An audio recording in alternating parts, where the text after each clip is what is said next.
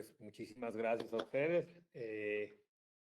Pues antes que nada quisiera yo iniciar, pues antes que nada agradeciéndoles, ¿no? Agradeciéndoles a nuestro presidente que tenga la amabilidad de estar presente con nosotros. Muchas gracias por la deferencia, querido amigo Jaime. Agradecer mucho al Comité SABE, a Alex, Tago, gracias por la invitación. Para mí es un gran honor, para todo los comités que están en nuestra Asociación Mexicana de Endodoncia, les agradezco mucho que me hayan honrado con su invitación. Para todos los socios que se encuentran ahorita presentes, que ya veo que ya hay más de 150, para los compañeros del Colegio de Endodoncistas del Sureste, para nuestros alumnos y exalumnos, tanto aquí en México como bien dijo hace un rato Jaime, y ya me escribieron, estoy viendo que están escribiendo compañeros de Honduras y quizás de Guatemala, me parece. Y bueno, más que nada, quisiera iniciar pues ya esta presentación después de este preámbulo, sintiéndome muy honrado de tenerles a todos ustedes presentes. Y quisiera, pues bueno, iniciar compartiendo mis diapositivas. ¿Qué es lo que hay que hacer aquí para que se vean? Nada más dígame, porque pues ya no me acuerdo. A ver aquí, ¿qué tenemos que hacer, Quique? Poner la presentación en PowerPoint, sin problema. Ahí está ya. Ya, nada más era apretar.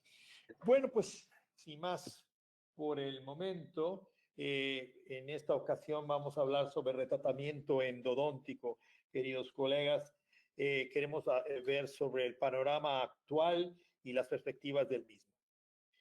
Y en este momento les estoy presentando un papel arrugado. ¿Y por qué lo pongo? Porque si nosotros arrugamos un papel y después lo queremos volver a dejar como si estuviera originalmente, generalmente no queda bien. Y eso es algo parecido a lo que nos sucede cuando nosotros estamos tratando de hacer un retratamiento. Es una endodoncia que ya fue previamente realizada y que en muchas ocasiones no es posible dejarla como originalmente hubiera quedado. Algunas veces sí, pero la mayoría de las veces no. Y de esto es lo que va a tratar nuestra presentación el día de hoy. Pero no sin antes yo quisiera comentar lo que Gustavo de Deus mencionó en una ocasión. Y quiero parafrasear. Los procedimientos de tratamiento en general no son una tarea fácil porque exigen que el operador esté bien capacitado, que él trabaje en un entorno controlado, pero que además con la ayuda de tecnología. Y esto me recuerda muy bien, me acuerdo que en una ocasión me encontraba en aquel curso que se llamó CAME, no sé si lo recuerdan, que se llevaba a cabo en Algodones con el doctor Armando Hernández.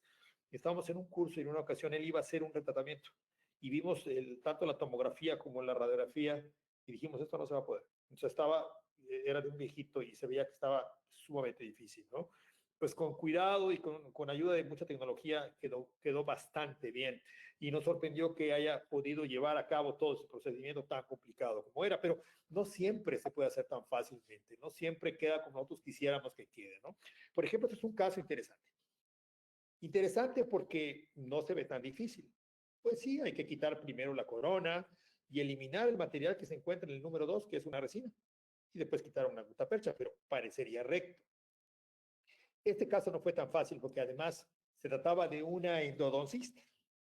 Y miren ustedes cómo está. Aquí pueden ver las imágenes tomográficas en las diferentes vistas, tanto la axial y como la coronal, donde se puede observar, ustedes pueden ver dónde está la lesión y si estaba mal obturado.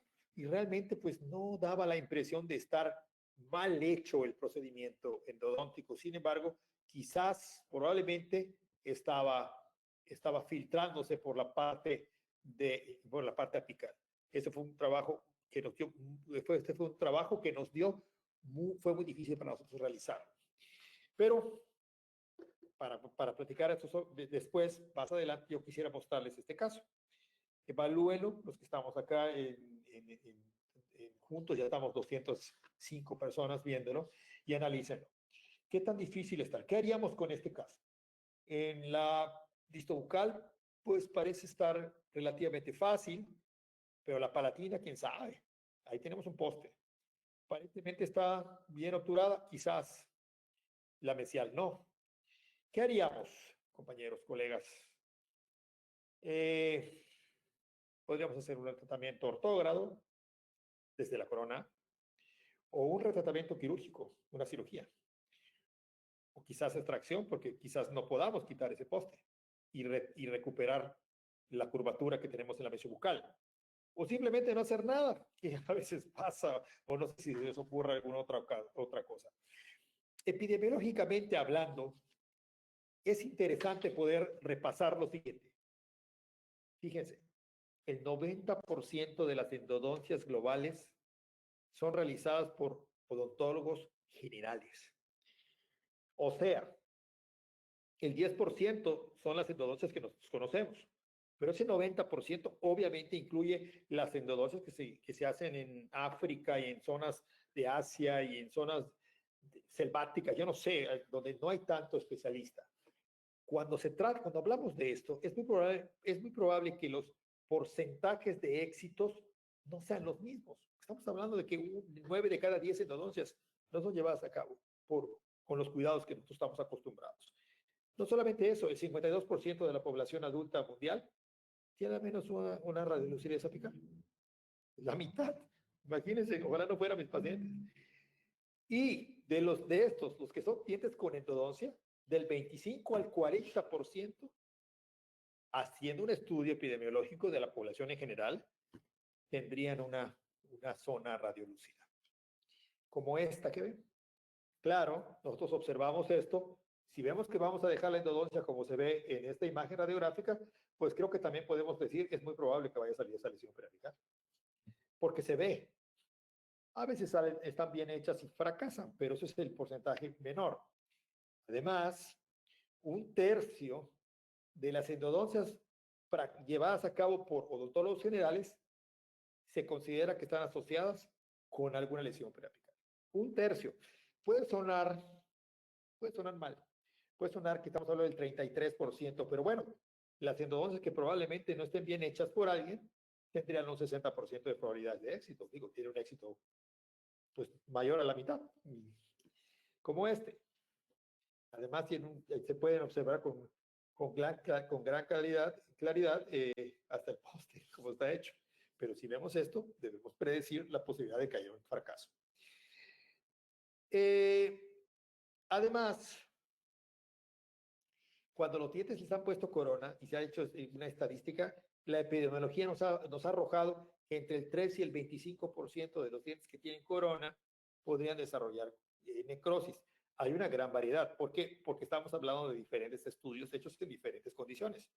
Probablemente si nosotros estudiamos las coronas llevadas a cabo en los posgrados de universidades prestigiadas, donde hay además un posgrado de endodoncia y hay cuidados, pues sea mucho menor del que se hace por alguien que no tiene los cuidados que nosotros ya conocemos, ¿verdad?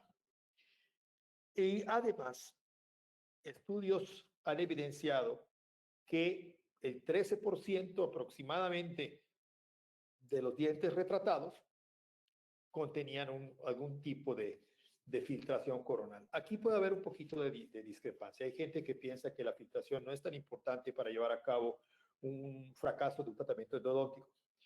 De eso no estamos tan seguros. Probablemente sí, pero cuando menos en mi práctica, en lo que he vivido, déjenme les doy un poquito más amplia la pantalla. Creo que así ya. Exacto. Pues en mis 30 y tantos años de especialista, yo sí he tenido la oportunidad de evaluar que cuando he trabajado, muchas veces las endodoncias que estaba trabajando, se veía que tenían filtración. Y la filtración se veía con claridad. Y a veces se veía, y no sé si les ha pasado, que se ve restos del material negro derivado de las bacterias que son productoras de pigmento negro. Y se ve la crema negra dentro de la gutapercha. En fin, veamos, tratamientos endodónticos fracasados. ¿Cómo sabemos que están fracasando? Bueno, pues puede ser por la sintomatología, puede ser porque estamos viendo que hay una lesión periapical que ha persistido por más de 6, 8, un año, meses, un año, o que ha crecido. o que vemos que el tratamiento está mal, incluyendo que tenga conductos que no se realizaron adecuadamente, o que estamos viendo una afectación coronal clara y descarada, ¿no? ¿Y qué es lo que se tiene que hacer? ¿Cuándo nosotros tendríamos que intervenir cuando tenemos un trabajo que vemos que endodoncia, ¿será que se tiene que retratar o no? Y eso le da mucho trabajo a quien no es un endodoncista de decidir si se va a hacer acá el tratamiento, y sobre todo en el caso que no tuviera dolor, ¿no? ¿Y qué tipo de intervención tendríamos que hacer? Bueno, esto nos lo resolvió en su momento el doctor Shimon Friedman de la Universidad de Toronto, quienes hicieron aquel famoso estudio de Toronto, donde fueron una serie de trabajos que fueron publicados en el Journal of Endodontics. Y ellos concluyen lo siguiente: es el retratamiento el que mejor puede reducir la infección intraconducto cuando estamos hablando de una endodoncia fracasada. Sin embargo, esto lleva como consecuencia la posibilidad de tener que retirar una corona, o peor todavía, un poste, o retirar cualquier otro tipo de obstáculos, incluyendo la gutapercha. Por otro lado, la cirugía apical es la que mejor podría reducir la infección extraconducto. Pero te puedes encontrar con la proximidad del nervio alveolar inferior, o encontrarte con el seno, o ser muy difícil acceder. Que esto, quienes son buenos en cirugía, dicen, hombre, pues eso no es un problema, pero para quienes no son tan buenos en cirugía, puede ser un gran obstáculo. Y eso es en general la mayoría. Pero hay quienes son muy hábiles y dicen, no, pues eso es lo de menos. Pero recuerden que no todos somos iguales, ¿no? Hay quienes les da un poquito más de trabajo que a otros. Por lo tanto, tenemos que remitirnos a las frecuencias de éxito. Las frecuencias de éxito que han sido reportadas en muchos estudios, de alguna manera los voy a condensar en unos cuantos para no hacer inacabable esta presentación de resultados, ¿no? Después de ver, en general tenía muchos más y los fui acortando, haciendo una reducción, pero con sentido, ¿no? Según Friedman, él concluyó que del 74 al 98% de los casos, los retratamientos llegaban a tener éxito. O sea, que algunos retratamientos podían tener un 98% de éxito, más que la endodoncia. Y el 74% en otros, porque se hicieron estudios en diferentes condiciones. Pero esto nos puede dar un promedio, y el promedio es cerca del 80 y tantos, 90% de éxito. Después, 20 años después, Sabetti nos hace un estudio parecido, donde él encuentra también del 78 al 87, y estamos hablando de que la tasa de cicatrización del retratamiento es alta. ¿Por qué? Porque la dividió de dos maneras. Lo dividió en casos de criterio estricto y de criterio no tan estricto, o sea, flojo o laxo. ¿Qué es esto? Cuando los estudios llevaban a cabo el análisis del éxito cuando el éxito estaba completamente comprobado, era del 78%, o sea, el 80%. Sin embargo, dentro del grupo de los dientes que estaban en proceso de cicatrización, pero todavía no había concluido esa cicatrización porque no había desaparecido la lesión, solo se estaba haciendo más pequeña, pero en ausencia de síntomas, estos estaban en el 87, o sea, el 90%. El criterio laxo habla de que no se ha completado la cicatrización, pero está en proceso del mismo. A mí me parece muy interesante y me gusta que te den los dos criterios. Para mí el válido es el laxo, pero bueno, obviamente el estricto habla de que es el que ya se terminó de completar su cicatrización. Ahora bien, algo interesante para nosotros los endodoncistas. Me acuerdo que hace mucho tiempo un amigo me dijo, mi práctica se está volviendo cada vez más de retratamiento. Y es el hecho, o sea, realmente cada vez tenemos más retratamientos en nuestros consultorios endodónticos.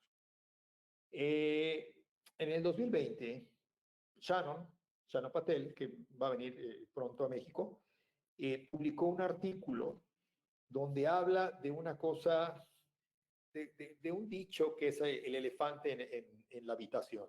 Y es un dicho que representa algo como lo que están viendo en la imagen arriba del número 220, donde se ve a una pareja que tiene un elefante en medio, pero ellos no ven el elefante. Es algo parecido a lo que nos está estado sucediendo a los endodoncistas. ¿Y por qué dice esto? Pues en su artículo sobre el éxito del tratamiento endodóntico, él dice que existe un elefante en la habitación porque nosotros no estamos viendo lo que es la realidad cuando nosotros estudiamos el fracaso y el éxito de la endodoncia desde el punto de vista de la radiografía. ¿Por qué? Porque cuando nosotros tomamos una tomografía, esta tiene la capacidad que va del 11 al 39% de descubrir lesiones que no son vistas en la radiografía. Dicho de otra manera, hay un 11 a 39% de probabilidades de que tú encuentres una lesión en una endodoncia que no se ve en la radiografía, pero si la ves en la tomografía, sí. Bueno, esto nos puede sonar lógico hoy a nosotros, pero la verdad es que es dramático. ¿Cómo lo sabemos? Es que muchas cosas que hoy tenemos y las damos por hecho y probablemente, no sé, si hay aquí endodoncistas viejos como yo y de repente decimos, híjole, pero es que sí nos lo habían dicho, decíamos, ¿no? Recuerden aquel artículo de Seltzer y Bender donde ellos en una mandíbula de un cadáver hicieron unas horadaciones eliminando hueso. Primero era hueso esponjoso y fueron haciendo más grande la eliminación de hueso como si fueran lesiones verticales y no se veían en la radiografía cuando tomaban la radiografía en el hueso mandibular, hasta que empezaron a tocar la cortical. Al tocar la cortical empezaron a aparecer las lesiones. Y entonces nosotros desde los 70, 60 ya sabíamos que muchas lesiones no eran visibles en la radiografía porque no habían tocado la cortical. Sabíamos que las lesiones además eran probablemente el doble o el triple del tamaño de lo que se ve en la radiografía. Lo sabíamos porque se habían cortado mandíbulas, tanto de humanos como de animales. Lo sabíamos, pero ahora lo tenemos en la cara, o sea, nos lo aplasta en la cara como si fuera un pastel de aquellos, ¿no? Y la tomografía nos lo muestra. Esto significa, en la práctica, que nos podemos encontrar como este caso de una paciente que vi hace poco. Miren ustedes qué bonito. Y miren, la tomografía. O sea, no se veía la lesión y se ven tremendo, claramente cuál es el problema, ¿no? Lo entendemos, pero no siempre lo podemos ver, ¿no? Este es otro caso, vean la palatina. Bueno, véanle con muchas ganas, probablemente aquí hay una lesión, ¿no? Pero aquí se ve con una claridad pasmosa. Y aquí pasa algo que es también sorprendente. Vean esta obturación en la raíz mesial bucal, y vean cómo se ve, pues lo que se puede ver con la mayoría de las imágenes tomográficas que tenemos, depende del tomógrafo y depende también del programa, pero en general se ven así. Y miren cómo se ve en la radiografía.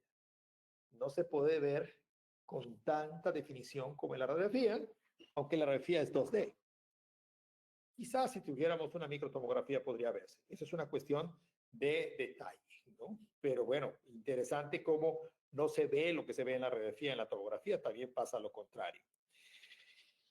De tal suerte que es un hecho que el retratamiento endodóntico va a ser más demandado en un futuro cercano, conforme cada vez se utilice más las imágenes de 3D. Y ya vemos que los rehabilitadores la usan mucho, los perios la usan muchísimo, los cirujanos la usan mucho. Los endodoncistas tenemos más cuidado por aquello de ALARA, de as low as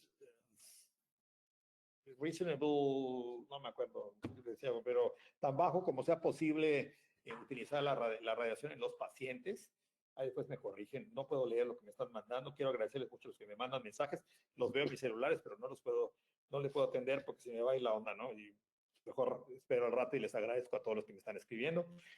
Pero bueno, pues por el ALARA, nosotros tratamos de no utilizar tanta tomografía.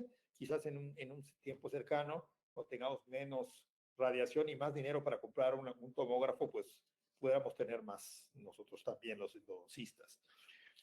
Pero también se ha encontrado, ya tiene ya unos años, que se ha encontrado que los tratamientos dentales han tenido que ser modificados cuando son mirados tras la óptica de una tomografía a diferencia de una radiografía. Y eso lo hemos visto quizás todos nosotros, cómo la tomografía nos cambia el plan de tratamiento. Qué interesante es esto, ¿no? Pero generalmente sucede cuando estamos trabajando de manera interdisciplinaria.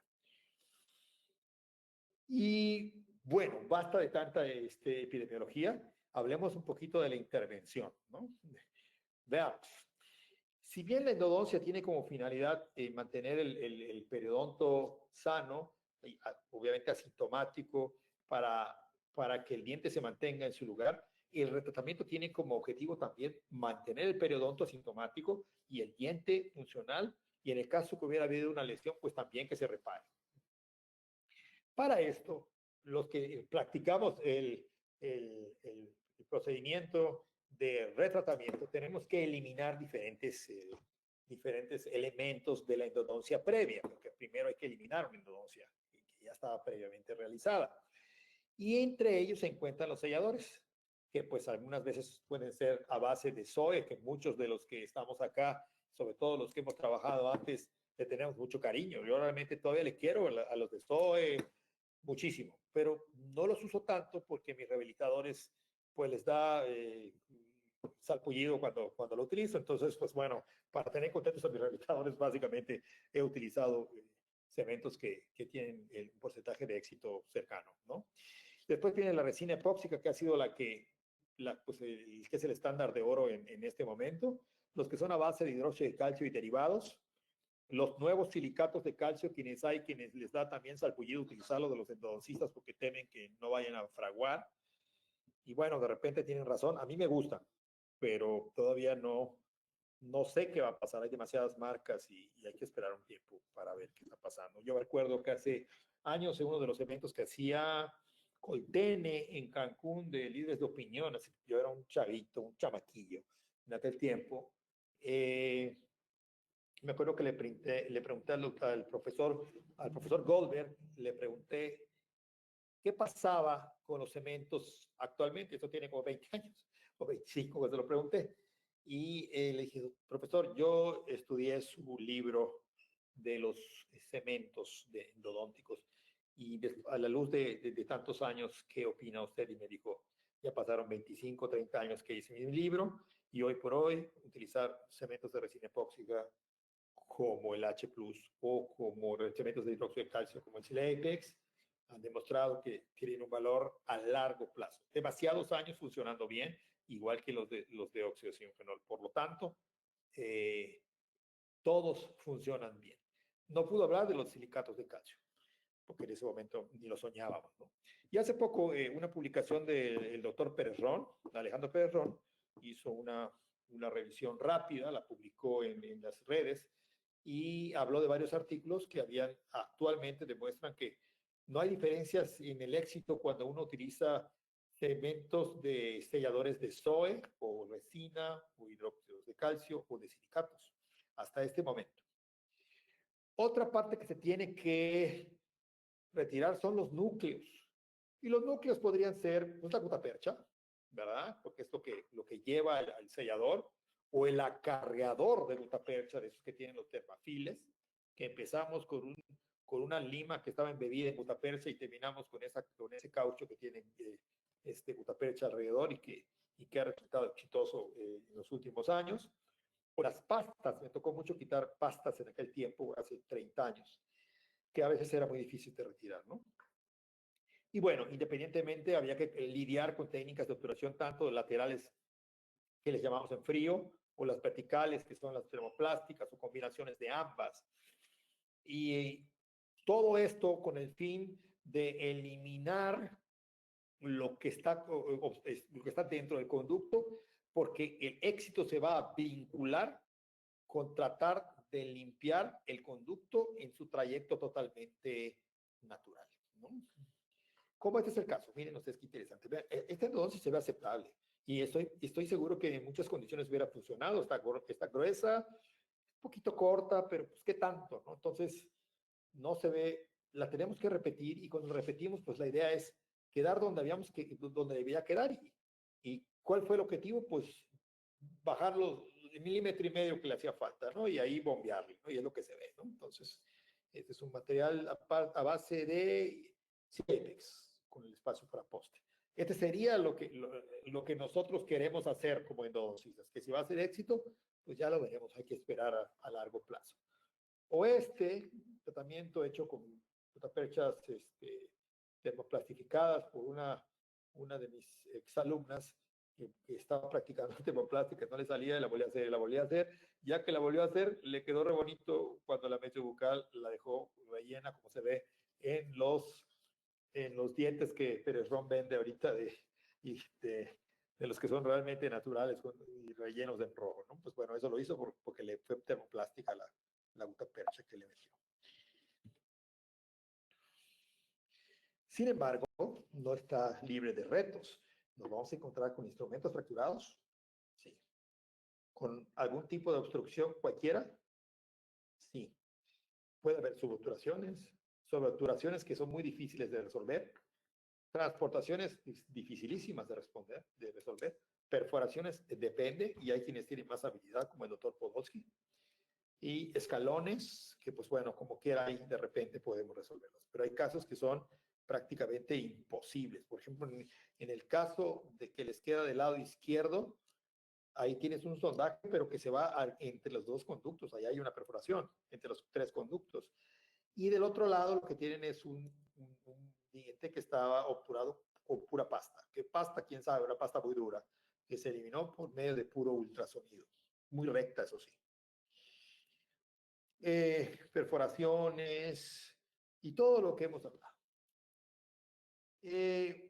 Sin embargo, tanto como para la endodoncia, nosotros tratamos de llevar a cabo las tres partes de la tríada endodóntica, que recuerden que era tanto la limpieza, desinfección y obturación, y que si nosotros hablamos de limpieza, desinfección y obturación del conducto radicular, deberíamos tener éxito, cosa que no necesariamente se obtenía haciendo esto, porque hay más variables de las que tan simplemente podríamos decir como limpiar correctamente, porque no limpiamos correctamente, nadie. Desinfectamos perfectamente, porque no desinfectamos perfectamente a pesar de tener láser, pero el láser podría mejorarlo. Y obturar de manera hermética, porque tampoco obturamos de manera hermética, por lo tanto es imposible que creamos que con esos tres vamos a obtener el éxito seguro. Hace un rato puse un dicho del doctor de Deus, y aquí quiero ponerles otro de los statements de Deus, y él dice, no debemos pensar en limpieza, conformación y obturación, deberíamos pensar en conformar para desinfectar. Y parece que es lo mismo, pero no es lo mismo, porque con lo que está acaeciendo en los últimos años, es más importante pensar de esta manera. Yo vengo de una universidad donde instrumentamos mucho. Por ejemplo, para mí instrumentar a la 25 es casi como que me dé un ataque. O sea, yo es muy poco para mí instrumentar a la 25 porque pienso que muchas veces tomo carbometrías con la 25. Ya sé que habrá quienes no piensen lo mismo y que lo han demostrado con éxito, y etcétera, etcétera. Pero yo limpio un poquito más de la 25. Pero también pienso que podríamos nosotros utilizar tanto limpieza, conformación y obturación. Lo importante sería que nosotros conformáramos para desinfectar. O sea, que si nosotros tenemos un dispositivo que nos permite desinfectar con una lima 20 y se va a desinfectar, pues está perfecto. Yo sí lo haría. ¿Qué quiero decir? Por ejemplo, imagínense que el láser sí funciona y que en unos años tenemos resultados halagadores, que el láser baja de precio, es más asequible, y que solo tienes que meter una lima 20 rotatoria para hacer espacio y meter una sonda y una fibra, y que la fibra desinfecte y después rellenamos, quién sabe cómo, Dios nos dé entender. Supongamos que se puede. Pues ese sería un ideal, porque nosotros no tenemos que abrir, hoy estamos limpiando, después conformamos para que metamos la gutapercha. En cambio, si nosotros conformamos solo para desinfectar, después sellamos, ese sería lo correcto. Si para lograr eso tenemos que abrir mucho, pues abrir mucho. Si para lograr eso tenemos que abrir poco, pues de preferencia hacerlo siguiendo los cánones de la mínima invasión. Porque a veces estamos pensando en limpiar, pero estamos pensando en 2D. ¿Y qué es 2D? Pues conductos curvos, conductos que se bifurcan, ¿verdad? Conductos laterales que están bien bonitos en la fotografía, pero la realidad es que no estamos en 2D, estamos en 3D. Y en 3D ahora sí ya tenemos muchas más cosas, porque tenemos, además de eso que les acabamos de comentar, tenemos conductos ovales, istmos, que no son tan fáciles tanto de limpiar como de desinfectar y menos de obturar. Y aquí tenemos una foto de la doctora Elma Vega durante su doctorado, que los que cortó una cantidad enorme de dientes para estudiarlos por dentro y tomográfica y histológicamente. Bueno, este es uno que me regaló ella y me ha servido para múltiples presentaciones. Y lo que pasa es que normalmente obturamos así como estamos viendo. Y como es un óvalo, pues ¿cómo le metes allá una gutapercha en forma de media luna, ¿no? Entonces, pues lo llenamos con cemento y el cemento a veces tiene una burbuja. Son esa serie. Y igual pasa cuando hacemos la instrumentación con instrumentos rotatorios redondos. En cambio, el ultrasonido puede limpiar un poco mejor y el láser quizás podría hacerlo mejor todavía. ¿Cuáles son los instrumentos que estamos usando actualmente? Pues son estos. Y tienen estas partes. Este es un instrumento muy moderno. ¿Por qué? Porque es un instrumento Blue, que tiene las partes que nosotros conocemos. Déjeme a un lado la ventanita para que vea bien. Pero vean, es la misma punta, la misma hoja de corte, sus topes, todas esas partes que nosotros bien conocemos de un instrumento. Este es otro instrumento visto con otra óptica, donde esto está hecho con microscopía electrónica barrido. Le agradecemos al doctor Hugo, que fue quien me tomó esta microfotografía electrónica, muy bien tomada, por cierto. Gracias, Hugo, si estuviera por aquí. Y pueden observar ya de manera mucho más clara cuál es la anatomía y la configuración de la punta del instrumento, cuál es la configuración de las hojas de corte y cómo se ve la superficie del instrumento, así como las distancias que hay entre una hoja de corte y la otra, ¿no? Estos son los instrumentos que utilizamos para retirar la gutapercha también. Este es otro también, por supuesto, que en el equipo que trabajamos con el doctor Hugo, y también estaba Eli, ¿verdad? Eli Betancourt, y pues podemos ver que aunque el instrumento tiene un diseño diferente, tiene las mismas partes, tiene una punta redondeada, no activa, donde tiene una transición y se pueden ver las hojas de corte. Pueden ver que este es un instrumento que tiene un corte transversal en forma de triángulo convexo, porque lo que ven aquí es esta sombra de aquí, donde está la flecha, no sé si la vean, ojalá que sí, podrían observar que tiene una forma triangular convexa, es un instrumento muy resistente, es el Blue Shaper, ese que utilizaría, como bien dijimos, Alejandro Perrón, Paz, Marco Corona y otros compañeros que trabajan ahí en SARC para sus retratamientos también, ¿no? Pero acá les muestro algunos instrumentos que pueden servir para retratamiento. Hay muchos otros, ¿no? Por ejemplo, el de arriba es el Retreat All. Este Retreat All es el único instrumento que actualmente tiene estas radial lance, superficies radiales, que le permiten al instrumento generar fricción y generar calor. Lo utilizan para retirar gutapercha.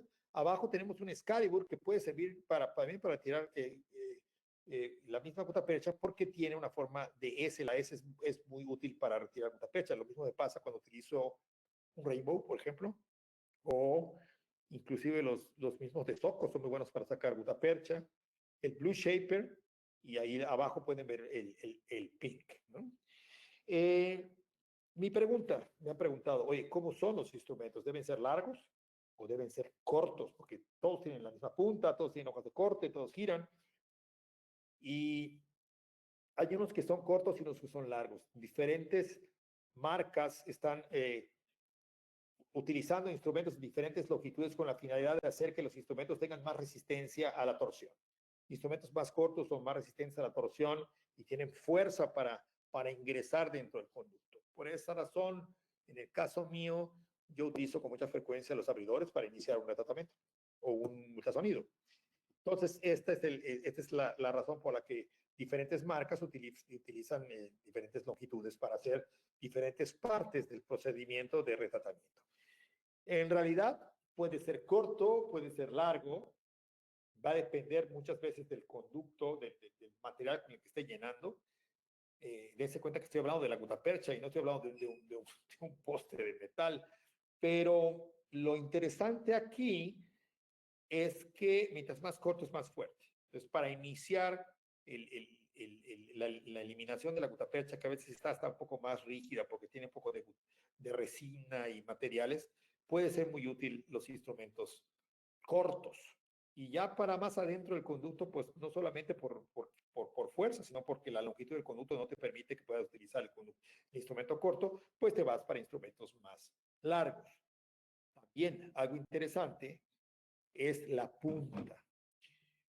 Si nosotros queremos quitar la gutapercha, tiene sentido que nosotros tengamos una punta que tenga una garra para agarrar la gutapercha y jalarla. El problema es que si haces eso, te perforas el conducto si está curvo. Bien fácil, te vas de lado. Ya me pasó muchas veces. Entonces tenemos algunos instrumentos que tienen puntas totalmente inactivas, pero son a veces ineficientes y tardan mucho en eliminar la gutapercha, y otros que tienen puntas semiactivas que son muy eficientes, como en el caso, por ejemplo, de Fanta. Fanta tiene uno semiactivo bastante eficiente. Yo no sé cómo es la punta que ven metálica aquí, que se ve color metal porque es microscopio óptico y del otro lado es microscopio electrónico.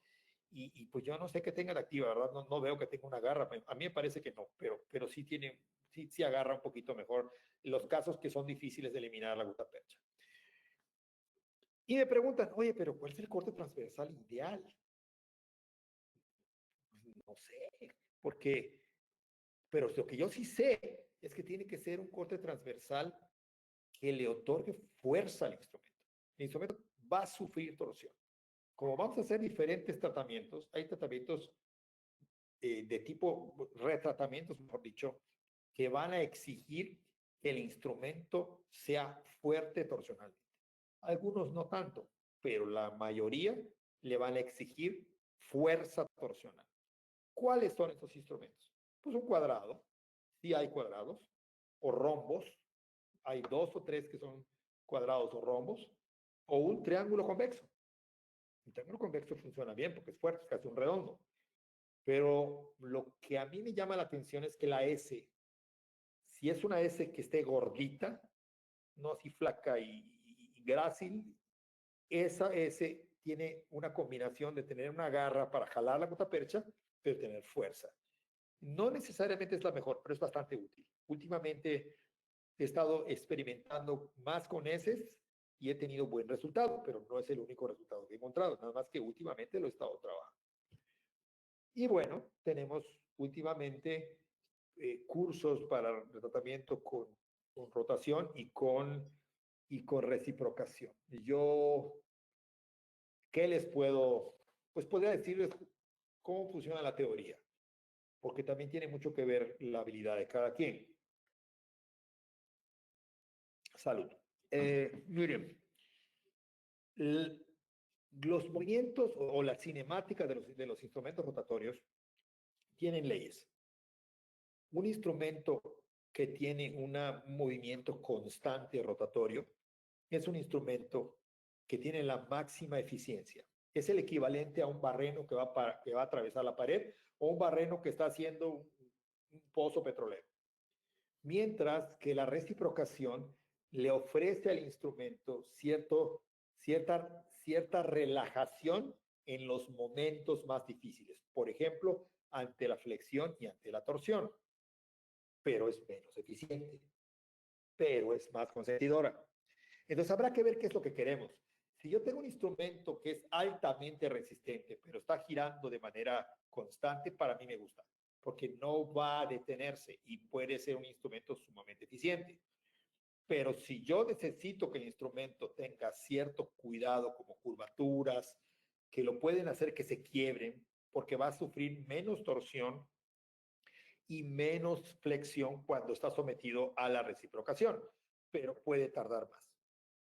Oigan, pero doctor Marco, como dice el doctor Podolsky, lo importante no es hacer las cosas rápido, es hacerlas bien. Es verdad, es verdad. Nada más que yo las hago más rápido. Pero la verdad tiene razón Podolsky, ¿sí? Yo prefiero la rapidez, pero porque estoy acelerado, ¿no? Siguiente, duda del corte transversal. ¿Debe llevar una superficie radial?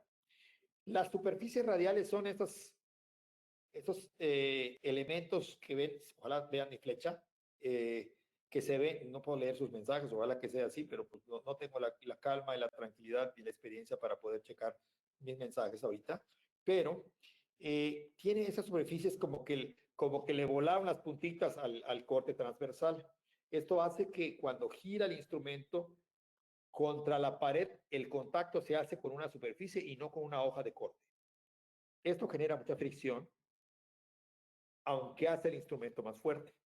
Y hace que el instrumento tenga fricción y genere calor, y se supone que nos va a suavizar la gutapercha. Pues yo no sé si sirva mucho, yo creo que sí, pero la verdad yo no tengo la evidencia, pero nos hemos pensado siempre en eso, ¿no?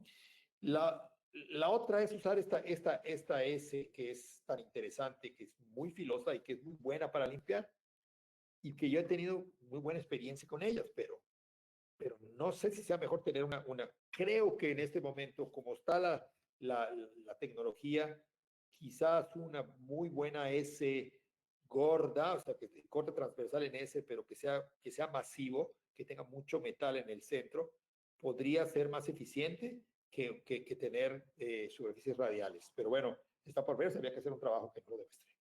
Por ejemplo, vean este. Arriba, esta es una fotografía del doctor Toño Herrera y de Hugo. Es una microtomografía de arriba del instrumento SILC con el que trabajaba Toño, que ayudó a diseñarlo. Y tiene una gran superficie radial. Nunca hicimos trabajos de torsión, pero da la impresión que es un instrumento que sufriría mucha fricción contra la pared. El de abajo es un instrumento parecido, se llamaba GPX. El GPX lo diseñaron para eliminar gutapercha y no fue muy eficiente, pero vean el nivel de superficies radiales, es pura superficie radial. Y el de abajo es el disc taper, que tenía una hoja de corte de corte transversal en forma de triple hélice y hojas de corte filosas positivas, que era muy bueno para sacar gutapercha cuando lo utilizabas, porque era muy flexible. Cuando lo utilizabas, todavía existe, pero casi no se vende en México. Pero si utilizabas una 06, que era un poco menos flexible y nos ayudaba. Y llegó la hora de hablar de la metalurgia. Oigan, pero entonces, ¿cómo va? Blue, pink, los instrumentos de retratamiento necesitan ser fuertes. Los instrumentos que se utilizan para hacer retratamiento deben ser instrumentos que deben tener cierta resistencia y no estarse doblando como si fueran un pelito, ¿no? Por eso algunos son cortos. Y por eso van a ver que muchas fábricas que tienen instrumentos blue y gold en los de retratamiento los tienen color plata. Se requiere que el instrumento, sí queremos que sean flexibles, pero también queremos que no se nos estén doblando a la hora de estar lidiando con la gutapercha, y algunas gutaperchas con algún tipo de material pueden hacerse muy duras, pero necesitamos que sigan las curvas. Entonces aquí pues, tenemos instrumentos que se están utilizando para retratamiento. El de arriba es el de, me parece, de Fanta. El de en medio es un muy buen instrumento, pero ese es un M-Wire. Se utiliza el de BDW, el Reciproc, pero de M-Wire, no el Blue. Se utilizaría de reciprocando, pero es más fuerte. También se utiliza para retratamiento. Igual se usa el Blue. Y el de abajo, que es también un Control Memory Wire, pero este es un Blue. Y este de abajo puede utilizar, este Control Memory es de SARC, también utilizado para esto. Y el más suave de todos es el Blue de abajo. Y según he escuchado opiniones de diferentes operadores, los tres han tenido muy buen éxito. Entonces, pues no podría decir cuál sea, pero que quede claro, el instrumento debe tener suficiente rigidez para no estarse doblando en el momento, sobre todo al principio, y ya adentro es un poquito más deseable que tenga cierta flexibilidad. Ya. Y bueno, pues ya ha habido gente que se ha encargado de hacer un artículo, por ejemplo, West, que habla de que rotary o reciprocation, ¿cuál elijo? Y bueno, ¿qué les puedo decir? Si tanto en la endodoncia como en el tratamiento, yo me voy un poquito más por la eficiencia si tengo un instrumento que va a soportar. Llegó un momento en que la reciprocación mandaba y que pensamos que el futuro de la endodoncia se iba a llevar a cabo a través de la reciprocación, porque la reciprocación tenía todo lo bueno. Le reducía la torsión y le reducía la flexión. O sea, la fatiga cíclica y la fatiga por torsión es menor cuando utilizas reciprocación, claramente. pero cuando se hizo patente el advenimiento de del calentamiento y enfriamiento de estos instrumentos, haciendo a través de esto que tengan tratamientos térmicos que les dieron hasta los colores y todo, esto hizo que los instrumentos rebasaran ese problema tan grande que tenían y lo pudieran soportar siendo instrumentos de rotatorios. Por eso hoy todavía tenemos instrumentos rotatorios porque se fueron por arriba de ese problema. Entonces, aún siendo rotatorios, pueden soportar los problemas de la flexión y de la torsión y por eso su eficiencia se hizo patente. Hoy por hoy yo utilizo reciprocantes, utilizo rotatorios, pero porque hablo de ellos.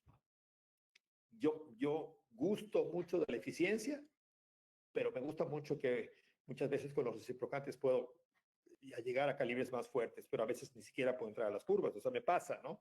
Entonces, de repente, tengo que utilizar uno u otro instrumento, ¿no? Sobre todo hoy que tenemos una gran cantidad de instrumentos, es una barbaridad de instrumentos lo que tenemos hoy, la oferta, los costos, ni les quiero decir que hicieron mis alumnos con las compras de sus instrumentos, que compraron unos instrumentos de muy buena calidad a precios muy bajos, y y los estoy viendo que son los originales a buen precio. Entonces, no sé dónde vamos a llegar, porque si seguimos comprando así tan bajo, lo que va a pasar es que va a paralizar la industria de desarrollo, porque necesita también dinero para poder investigar, ¿no? Pero bueno, tampoco hay que engordar a la gallina tanto. En fin, la reciprocación y la rotación, ambas son muy eficientes actualmente y creo que sí tiene que ver con la elección de cada quien, ¿no? Depende de cómo te guste trabajar. Y bueno, regresamos al gran problema del retiro de la gutapercha. Hay gente que por nada de este mundo te utiliza un solvente, porque la gutapercha, cuando la disuelve, se pegostea y se queda así como la ven ustedes. Se vuelve una pasta que antes no había. Entonces es más fácil quitarla sin haberla hecho una pasta, pero a veces no se puede quitar. Entonces, habrá que ver si se utiliza solvente o no. La tendencia es de que se use la menor cantidad de solventes para que la gutapercha no se plastifique tanto, porque después es más difícil de eliminar de la pared. ¿Qué tanto va a afectar el éxito? Pues no queda claro, ¿no? Pero sí se puede ir allá entre dos raíces y empastada, ¿no? Pero yo sí utilizo un poquito del eucaliptol cuando veo que no puedo entrar y ya después ya utilizo instrumentos rotatorios, pues ya en apical ya no meto solvente, pero sí hay una tendencia a no utilizarlo. El problema, el defecto del solvente es que se vuelve más pastoso y más líquido la misma gutapercha que puede estar bien contaminada. Mínima invasión de moda. ¿Es mala la mínima invasión? No, no es mala. No es mala. Bueno, depende para quién. ¿Será mala para un alumno de primer semestre de endodoncia? Por supuesto que sí. Pues hay que decirles que tienen que utilizar mínima invasión el semestre que viene, porque este semestre, o que me hagan la endodoncia bien y no me perfore, ya estamos del otro lado, ¿no? Entonces, hay que pensar que la mínima invasión es algo que se tiene que intentar. Yo quisiera que me hagan mínima invasión sin hacer una cirugía, pero prefiero que me la hagan bien.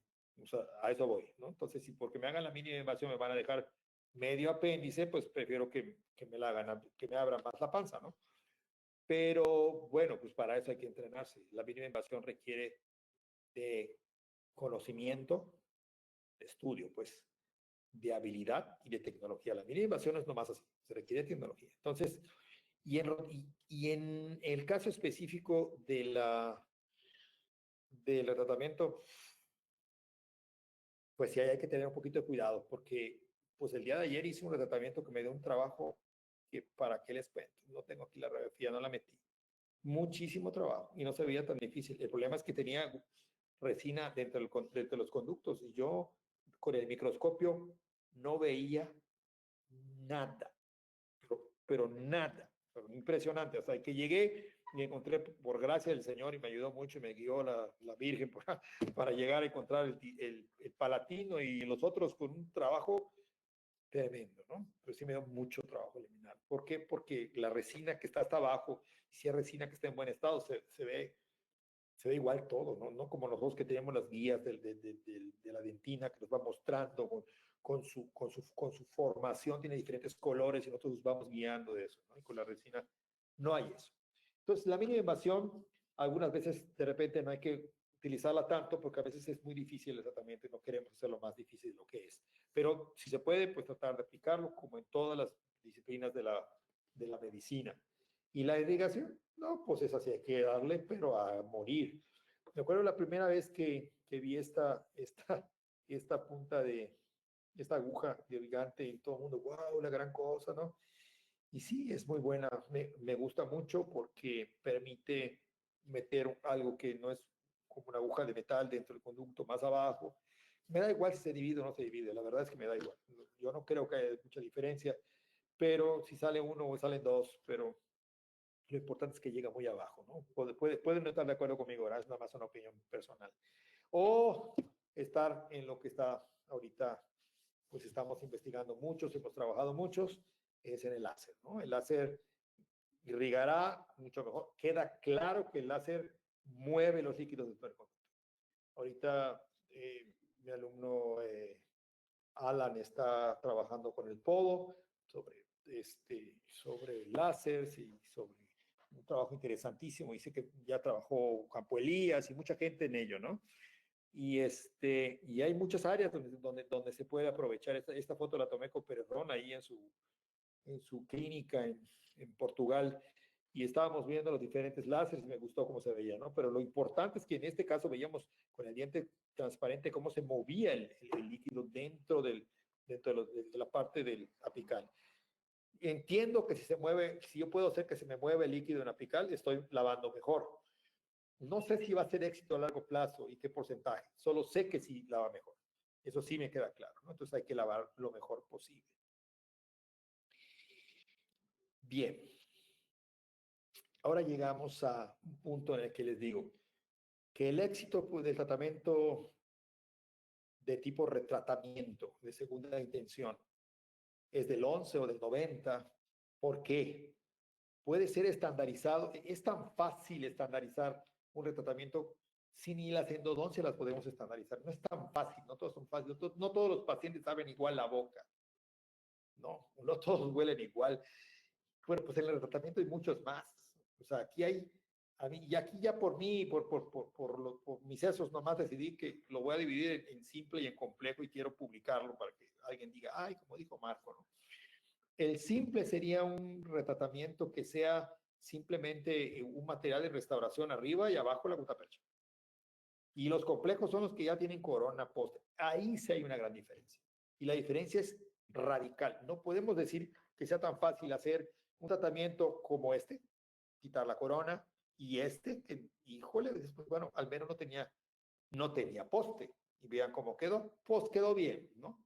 Y de repente, pues tienes un caso como simple y miren, no pude resolver un conducto. O sea, no es tan fácil como nada más decirlo, pero la realidad es que estadísticamente sí. Y la estadística sí manda, como dice Alan, la estadística manda. O sea, aquí puede ser que yo les diga que el que me fue muy bien en un complejo y pues no me fue tan bien en un simple, sí, pero estadísticamente no hubiera sido igual. Nada más es un ejemplo, ¿no?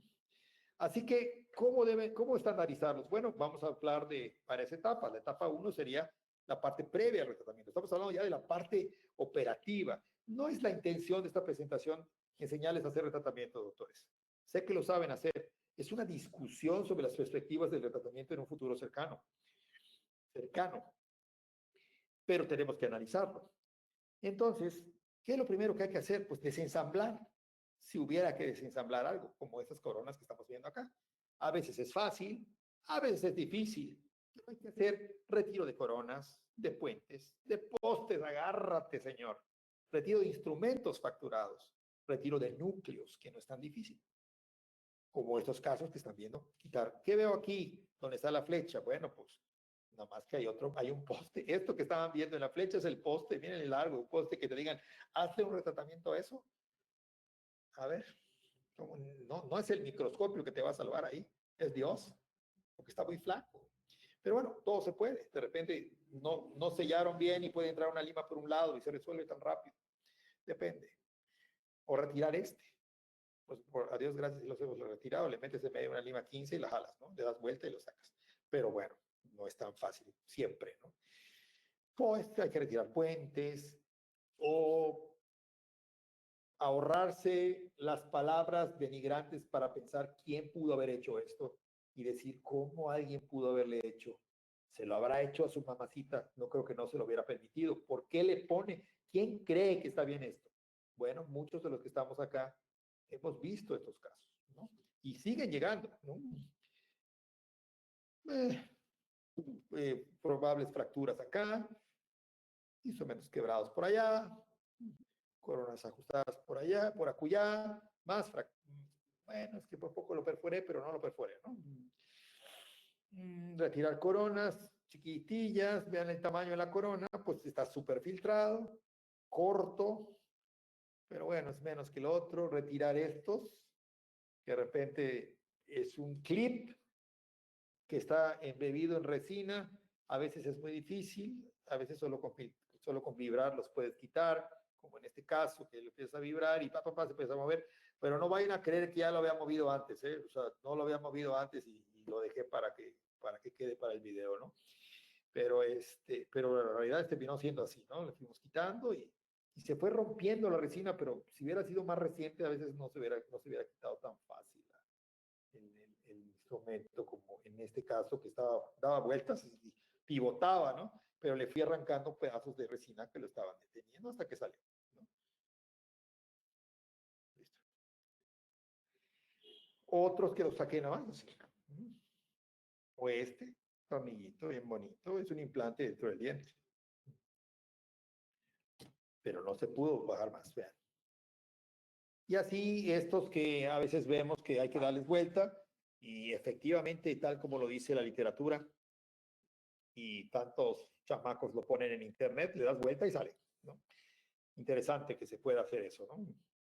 Vean cómo está negro. Ese negro son pigmentos negros de bacterias que crean pigmento negro, con porfiromonas y prebotelas, ¿no? Ahí si estuviera Elisa me diría cuáles, a ver si no me regañan.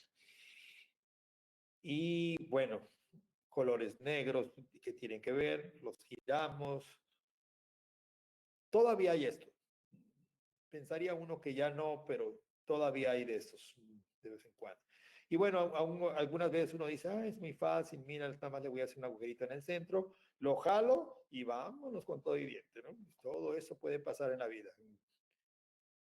O que es de Emilia, si no me equivoco, que me lo mandó, que usted me dijo, mira, aquí hay unas puntas de plata, a retirarlas, ¿no? Después de retirar todo y desensamblarlo, lo que viene es repararlo.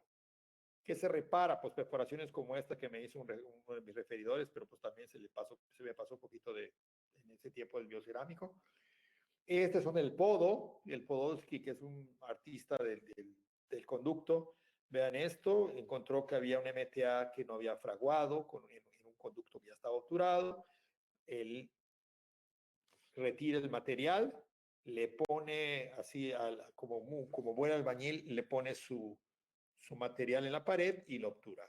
Y hace un trabajo extraordinario, pero además, no obstante eso, tuvo la ociosidad de controlarlo por 9 años, que es algo que no se me da a mí, y por eso pues lo puse aquí, le pedí permiso y me otorgó agradeciéndole que lo haya hecho, un trabajo extraordinario. Aquí hay otros que son un poco difíciles de corregir, como ese conducto que además la lesión está donde está la perforación. Aquí sobrepasados los retiramos sin problema, o reabsorciones y se medio tapan, veremos que a largo plazo, ¿no? Después hay que ganar acceso a espacios anatómicos que no fueron trabajados, como generalmente son los conductos MB2 u otro conducto que pueda darse. Que de nuevo le obturaron el primer milímetro, pero pegado al poste, ¿no?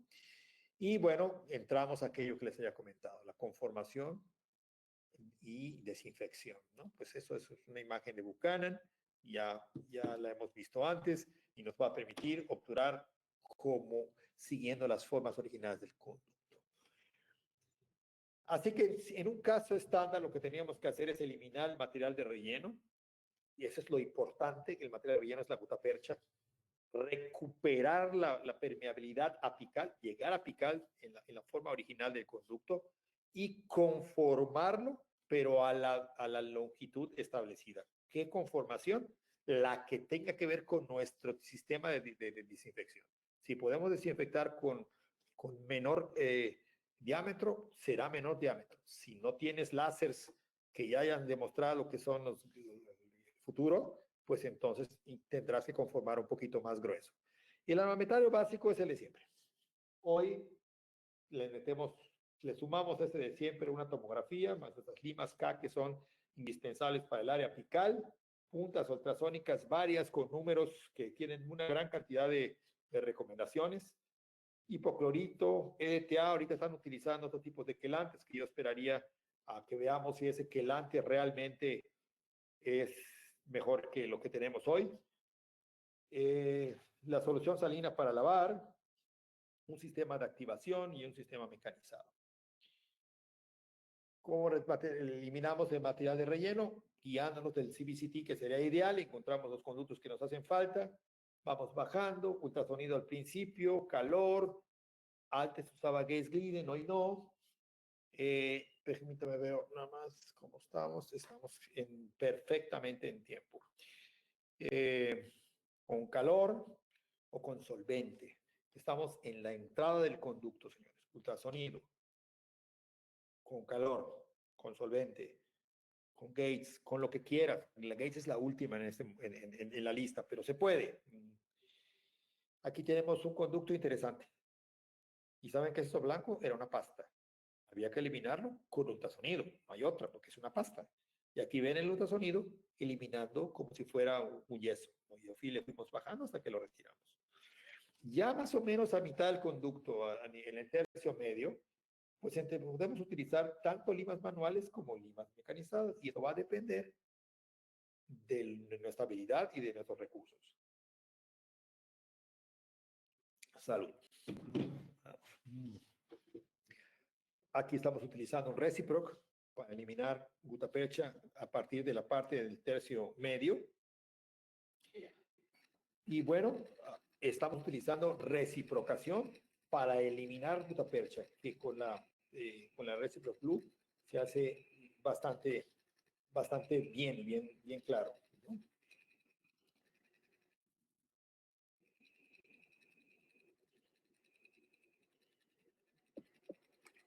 Pero observar con qué facilidad se retira. Bueno, este era un caso maravilloso, ¿no? Para retirar.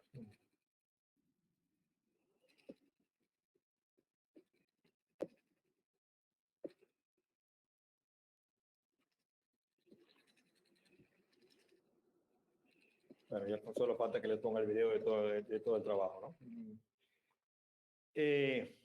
Después de eliminar el tercio medio, pues ahora viene la recuperación de la permeabilidad apical. Eso es difícil y hay que tener cuidado. Y generalmente lo hacemos con limas manuales tipo K, que son muy resistentes. Yo no cambio las de tipo que sean Bilefer o para los chiquitos Densplay, de tipo K, fuertes las limas para poder soportar la torsión, porque puede haber torsión en esa área, ¿no? Y yo en ese momento me voy asistiendo con un localizador apical, por si en algún momento empieza a chillar, pues ya sé que ya me pasé, ¿no? Por ejemplo, este es una cita que dice las probabilidades de éxito se elevan cuando los últimos 3 o 4 milímetros pueden ser limpiados, y es un hecho, porque es ahí donde vamos a hacer todo el trabajo, en lo que siempre se hace al nivel apical, es donde está la cosa. Y así es como queda, ¿no? Vean, no hay que quedar loco con que se quedó una ranurita de gutapercha a un lado.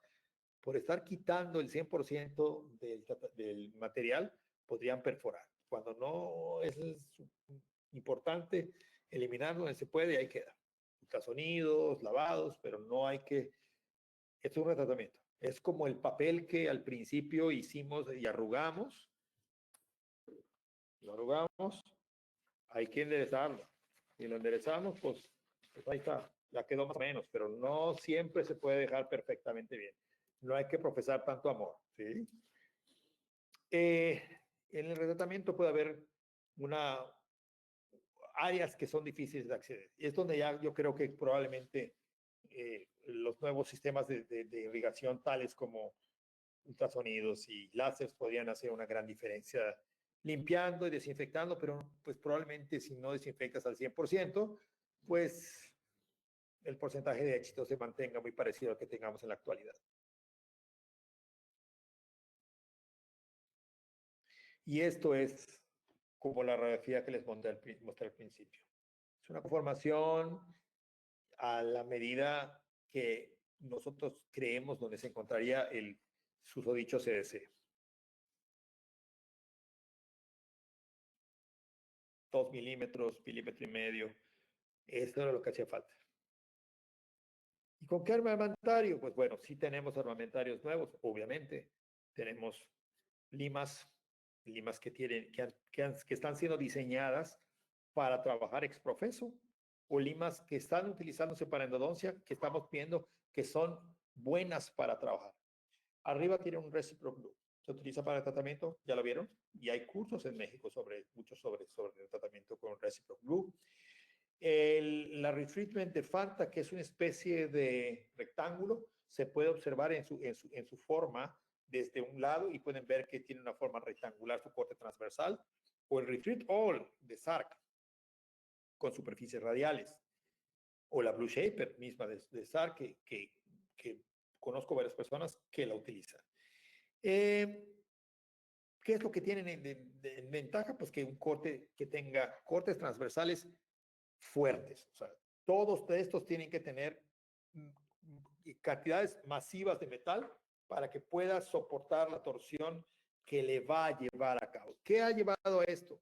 Que el instrumento sea más fuerte. Pues por eso, por ejemplo, los de SARC han intentado hacer limas más fuertes en la punta. Por eso tenemos las puntas de SARC que tienen gold y el instrumento es un blue, con la finalidad de que la punta sea un poco más rígida que el resto del instrumento y que permita accesar mejor. Pero si nos encontramos con casos donde hay coronas, donde hay postes de fibra, pues probablemente la dificultad se multiplica y para eso tenemos herramientas diferentes.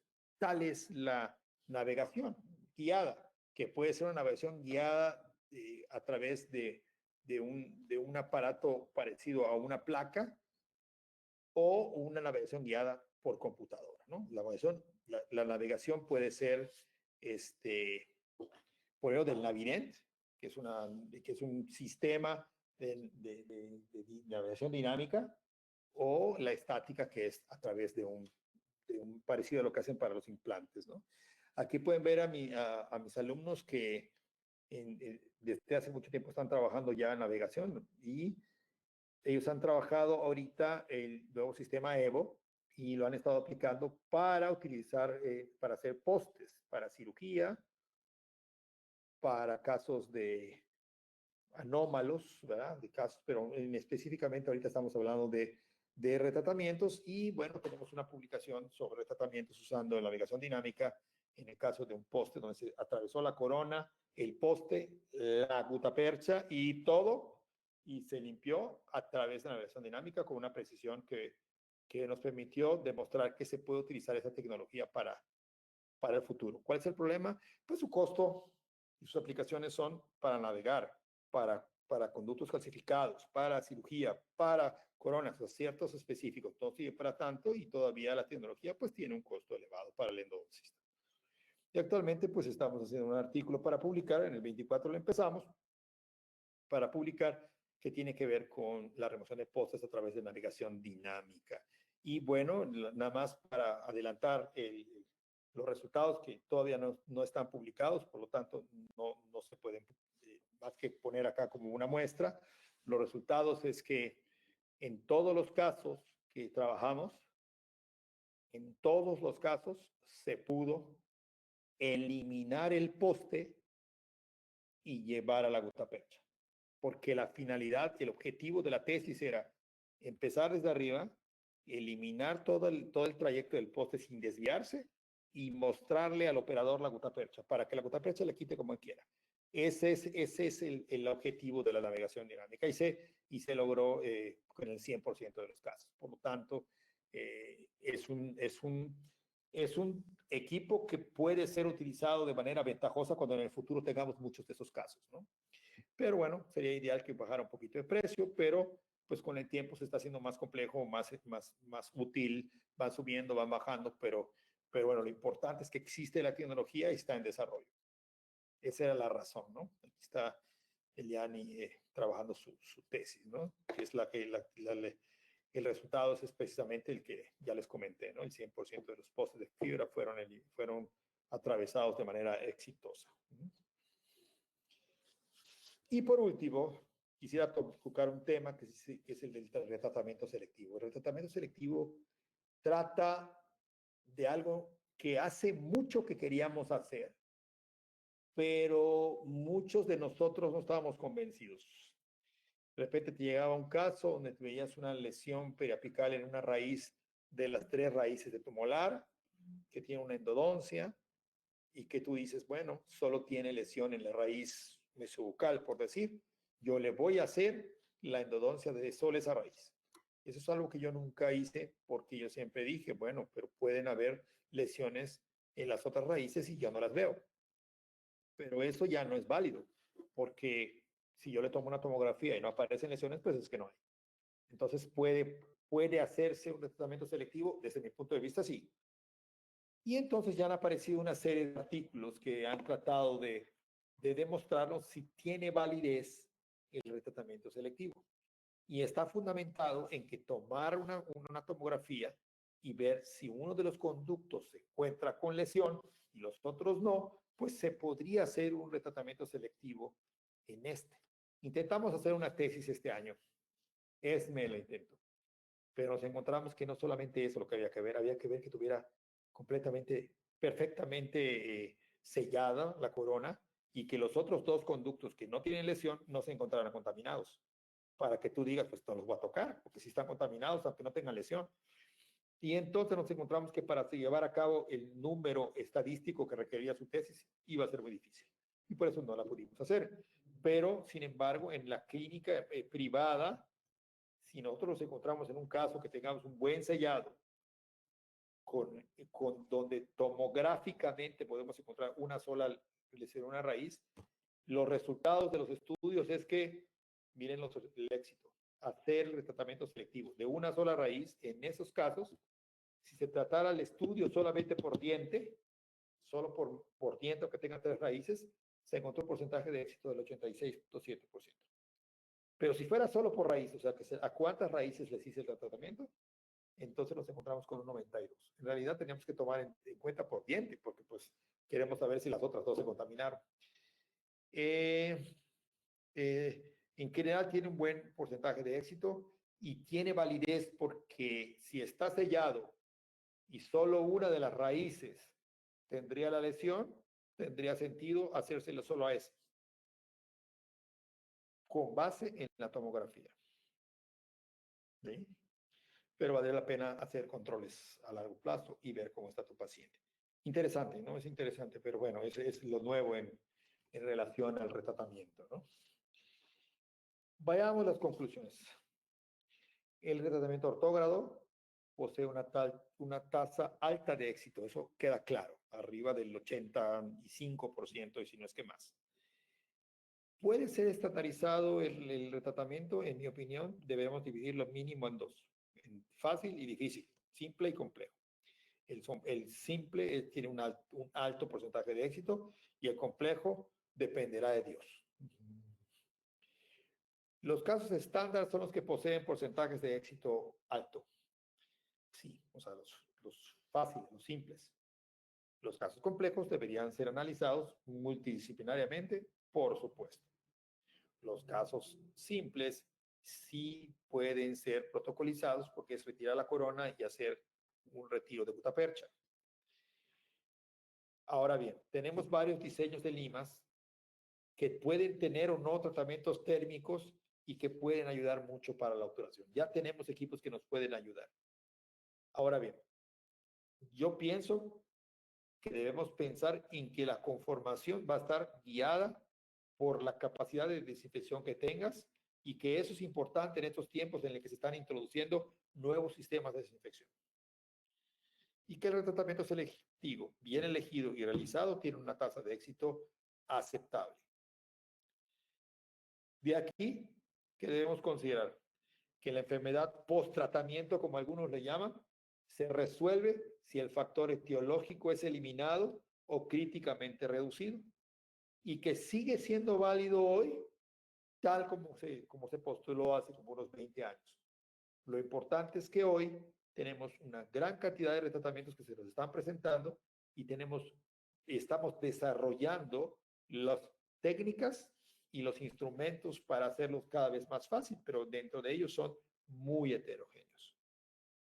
Así, después de 1 hora y no sé cuánto, pues como unos 20 minutos de haber estado hablando, les expreso mi más profundo agradecimiento por seguir acompañándome en esta plática. Déjenme ver